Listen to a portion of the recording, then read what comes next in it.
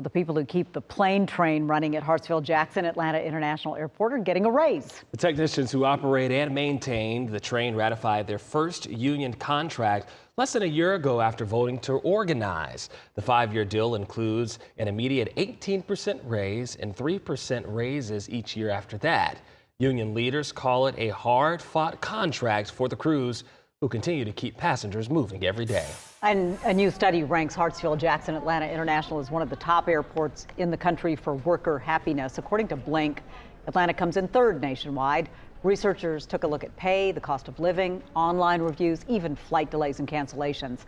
Salt Lake City International Airport topped the list. William P. Hobby Airport in Houston came in at number 2.